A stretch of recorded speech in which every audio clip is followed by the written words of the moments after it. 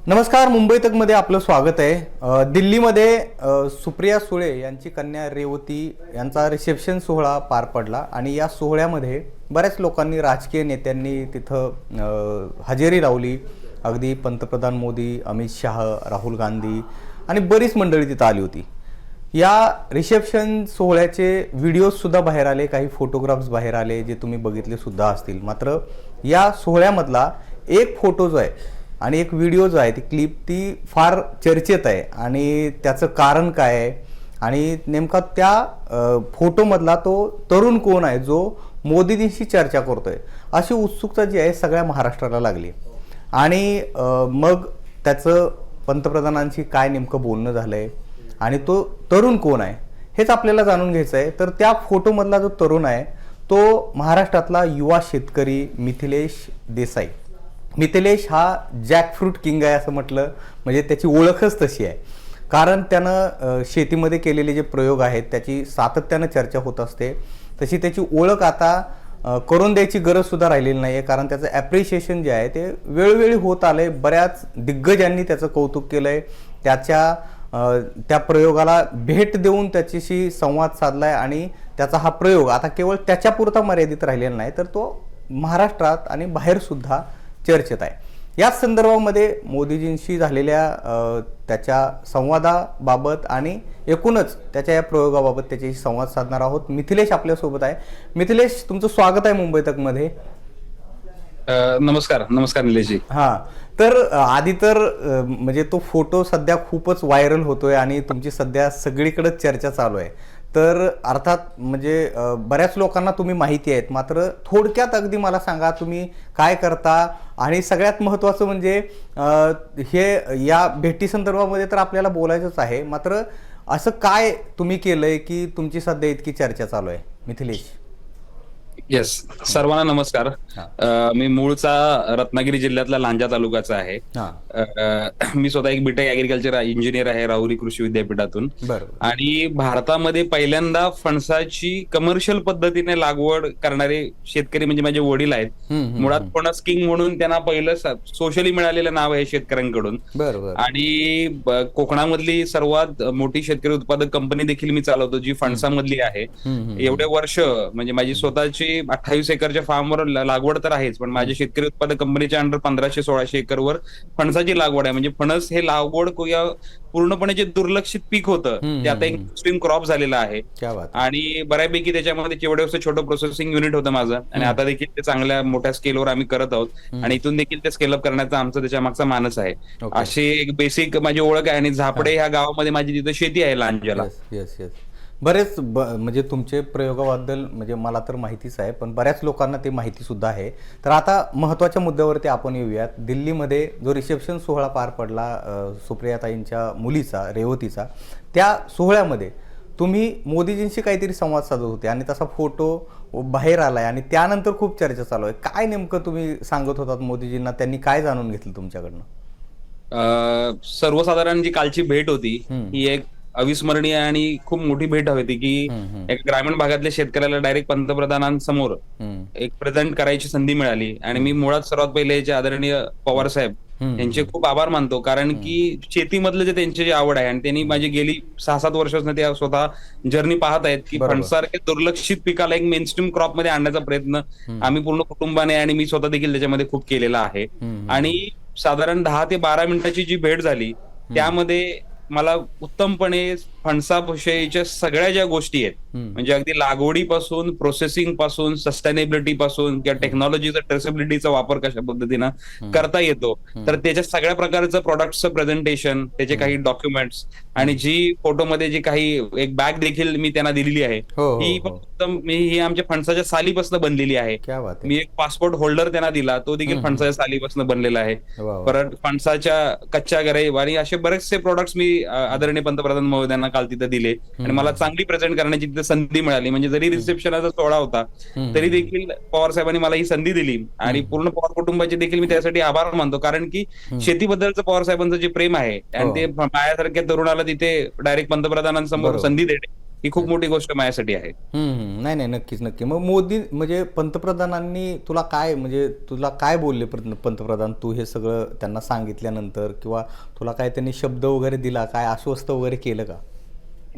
नक्कीच, म्हणजे सुरुवातीला शॉर्ट मध्ये एक 2-3 मिनिटं मी भेटायच्या अगोदर, तिथे जायच्या अगोदर पवार साहेबांनी जॅकफ्रूट बद्दल आणि याच्याबद्दल आणि शेतीमध्ये काम करत असल्यावर मग मोदी साहेबांनी तिथे बोलवून घेतलं आणि मग मी पहिलं त्याच्यामध्ये काय काय प्रकारचे बाय प्रोडक्ट्स करतो, किंवा बाबा त्यांनी मला सर्वात पहिला प्रश्न असा विचारला की आप कहाँ से हो, तर मी त्याला बोललो की मैं रत्नागिरी से हो, कोंकण से और महाराष्ट्र से आता हूँ और एक प्रोग्रेसिव्ह फार्मर हूँ आणि जॅकफ्रूट मध्ये आम्ही काम करतो. आणि मग नंतर मग फणसावर्षी त्यांनी मला सांगितलं की और इसके बारे में मुझे तू और कुछ बताओ, जॅकफ्रूट के बारे में क्या कर सकते, क्या करते हो. तेव्हा मी त्यांना सांगितलं आणि मी गेले 5-10 वर्षामध्ये जे पूर्ण देशभर फिरलो, तर फणसामध्ये फणस हे भारतामध्ये 85 ते 90% देशामध्ये आहे. म्हणजे ज्या राज्यांमध्ये बर्फ पडतो ते सोडून सगळीकडे फणस आहे आणि तो 90% ते 95% पर्यंत वाया जातो. हेच मी पहिलं काल तिथे हे केलं, कारण की मी पंतप्रधान महोदयांना हे सांगायचा प्रयत्न केला की फणसापासून हे जे आज सगळे मी तिथे आणले होते, जे त्यांना मी गिफ्ट केले बाय प्रोडक्ट्स किंवा दिले, हे सगळे फणसापासून बनले होते. म्हणजे तुम्ही जर बघाल की India is getting a diabetic capital, मग फणसाची कच्च्या केळ्यांची जी पावडर आहे ही डायबिटीस साठी प्रूव्हन जगभर झालेली आहे, पण भारतामध्ये त्याचा प्रचार प्रसार झालेला नाही.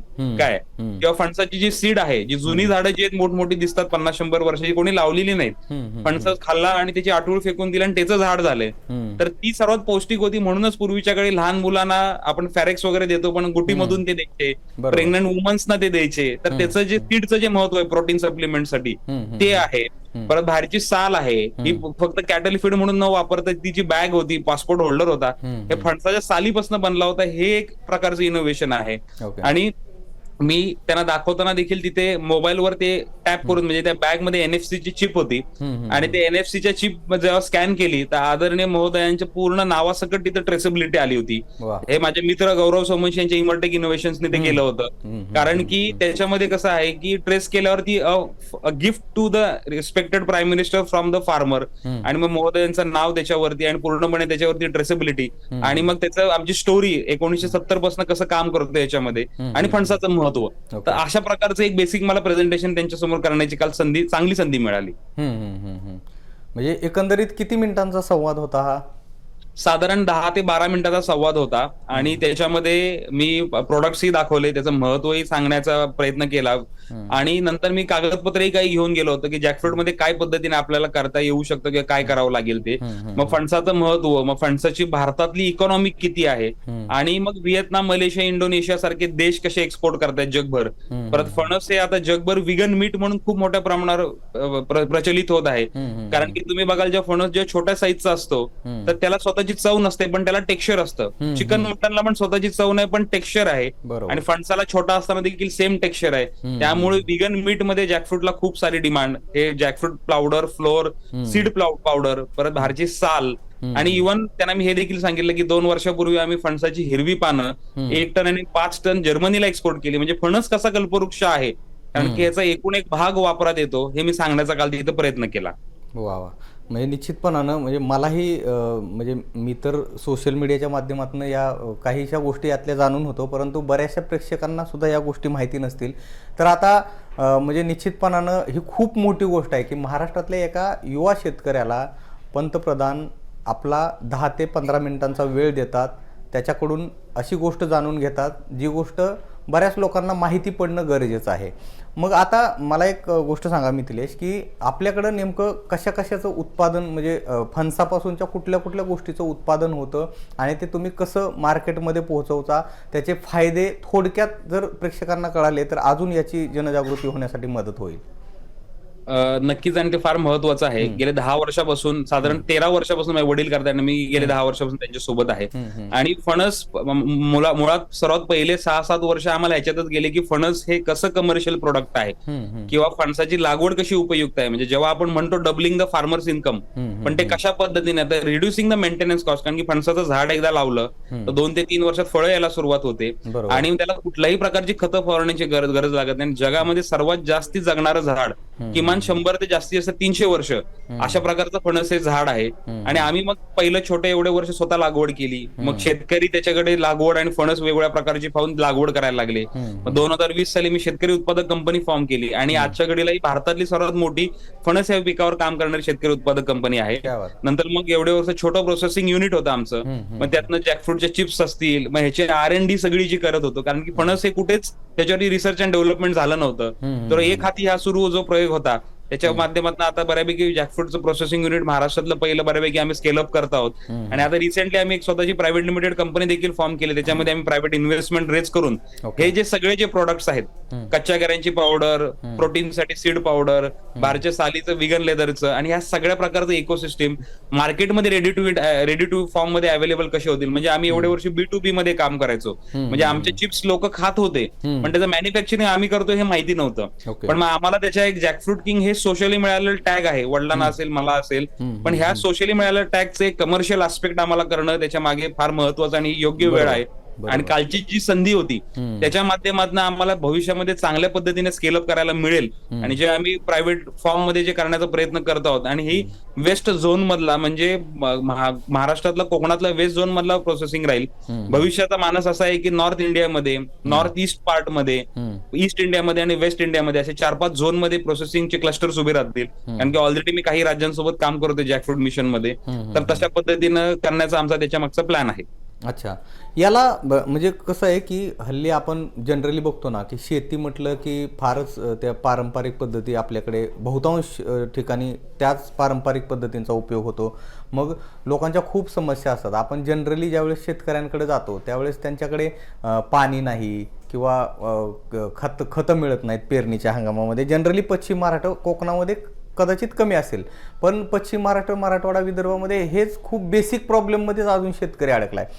मात्र दुसरीकडे तुमच्यासारखे काही शेतकरी आहेत जे अशा पद्धतीचं अभिनव उपक्रम राबवत आहेत आणि कुठंतरी एक रोल मॉडेल म्हणून समोर येण्याचा प्रयत्न करतायत. तर हे जास्तीत जास्त लोकांपर्यंत पोहोचवण्यासाठी तुम्ही कशा पद्धतीनं प्रयत्न करताय? मी तुमच्या सोशल मीडियावरती सुद्धा काही गोष्टी बघितल्या की तुम्ही सरकार, महाराष्ट्र शासनासोबत सुद्धा काही गोष्टी करतायत. तर हे जास्तीत जास्त लोकांपर्यंत पोहोचवण्यासाठी काय प्रयत्न तुम्ही करताय? मुळात मी याचं निलेशची एक ब्रॉडर आस्पेक्ट मध्ये उत्तर देऊ इच्छितो की फक्तच फणस नसून आपल्या महाराष्ट्रामध्ये उत्पादित केल्या जाणाऱ्या शेतीच्या माध्यमातून जी सगळी पिकं आहेत किंवा फळझाडं जी सगळी आहेत, तर त्याच्यावरती खूप कमी प्रमाणावरती प्रोसेसिंग होतं.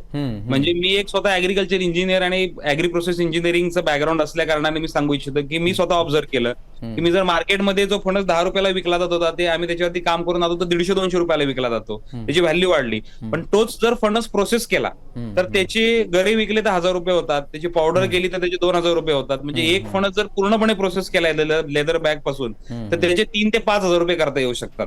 म्हणजे तुम्ही 100 रुपयाची गोष्ट कुठे आणि 2-3 हजार रुपये कुठे हे फणसामध्ये करता येऊ शकतं. तसं मँगो मध्ये करता येतं, कॅश्यू मध्ये, आणि जे कुठलेही बाय प्रोडक्ट्स आहेत.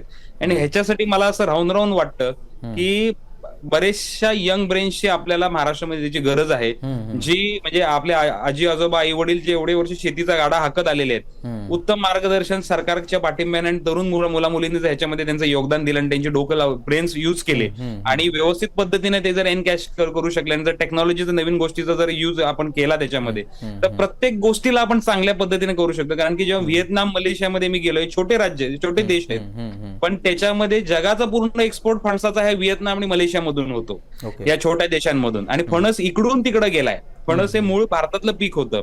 तर आपल्याला प्रोसेसिंग वरती रेग्युलर भर देणं गरजेचं आहे आणि शासन त्याच्यामध्ये नक्कीच मदत करेल. कालची संधी माझ्यासाठी तर फारच मोठी संधी होती. आणि महाराष्ट्र सरकार सोबत एक प्रगतशील आपलं राज्य आहे आणि याच्या माध्यमातून जशी नवीन मुलं आणि नवीन चांगल्या शेतकरी उत्पादक कंपन्यांसाठी, FPC साठी योजना येत आहेत, त्याचा जास्तीत जास्त फायदा घेऊन तरुण मुला मुलींना याच्यामध्ये आलं तर नक्कीच प्रत्येक पिकाला आपण न्याय देऊ शकतो. निश्चितपणानं मिथिलेश, खूप महत्त्वाचं आहे. फक्त आता जाता एका छोट्याशा प्रश्नाचं उत्तर द्या की तुमच्याशी जर कॉन्टॅक्ट करायचा असेल, समजा कोणी असं इच्छुक असेल की त्यांना सुद्धा असं काहीतरी करायचं आहे, तर त्यांनी काय करायला पाहिजे, थोडक्यात सांगितलं तर बरं होईल. कॉन्टॅक्ट म्हणजे बेसिकली मी असतो लांजाला, माझं झापडा इथे शेती आहे, बरेचसे फार्मर्सना तर माहिती आहे पॅन इंडिया वाईड. आणि मुळात लांजाला कॉन्टॅक्ट म्हणजे काय, माझ्या फार्मवर नुसतंच फणस रिलेटेड नाही, यंग मुलं मुली पण खूप येत असतात की प्रोसेसिंग मध्ये काय माहिती पाहिजे की कशा पद्धतीने, तर मी लांजाला अवेलेबल असतो. ओके. काय गरज लागलीच तर मी कॉन्टॅक्ट नंबरही देखील शेअर करेल, कारण की त्यांनी बऱ्याचपैकी सोशल मीडिया प्लॅटफॉर्म्स सगळीकडे आहे.